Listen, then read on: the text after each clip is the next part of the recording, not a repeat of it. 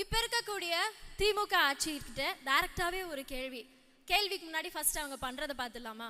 ஃப்ரீயா பஸ் விடுறோம் பெண்களுக்காக அப்படின்னு சொல்லி பண்ணிட்டு இருக்கிறாங்க. அடுத்து மாசம் மாசம் நாங்க 1000 ரூபாய் காசு கொடுக்குறோமே அப்படின்னு அதையும் பெருமையா வேற சொல்லிக்கிட்டு இருக்காங்க. இதெல்லாம் கொடுத்து என்ன பிரயோஜனம்? இங்க இவ்வளோ பெண்கள் இருக்கீங்க, நீங்களே சொல்லுங்க, பெண்கள் நம்ம நிம்மதியா இருக்கிறோமா? பெண்கள் நிம்மதியா இருக்கிறோமா அப்படின்ற இந்த கேள்வியை கேட்டா இப்ப இருக்க திமுக ஆட்சி என்ன பதில் சொல்லுவாங்க? இந்த கேள்விக்கு அவங்க கிட்ட பதில் இருக்கா? ஃபர்ஸ்ட் எப்படிங்க நிம்மதியா இருக்க முடியும்? பாதுகாப்பே இல்லை. பாதுகாப்பு இருந்தா தானே நம்மளால நிம்மதியா இருக்க முடியும்.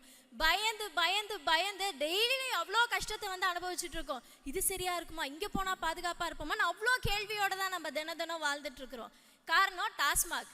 தெருவுக்கு தெரு டாஸ்மாக் அவங்களே திறந்து வச்சுட்டு மாசம் மாசம் 1000 ரூபாய் காசையும் கொடுத்தா அந்த காசெல்லாம் எங்க போய்கிட்டு இருக்குது? இதெல்லாம் யாருதான் கேட்கறது? எவ்வளோ நம்ம கஷ்டப்பட்டுட்டு இருக்கோம்ல. இது கூட பரவாயில்ல, இப்போ வீட்டில் குழந்தைங்க இருக்காங்க, தைரியமாக நம்மளால ஸ்கூலுக்கு அனுப்ப முடியுதா? அவ்வளோ பயமா இருக்கு. ஏன்னா அங்கேயும் சில மோசமான வாதியார்கள் குழந்தைங்களை அபியூஸ் பண்றாங்க. காலேஜ்ல பாதுகாப்பு கிடையாது, வேலை செய்யற இடத்துல பாதுகாப்பு கிடையாது. பெண்கள் எங்கேயுமே நிதானமா ஒரு நிம்மதியா வெளியில நடக்க முடிய மாட்டேங்குது.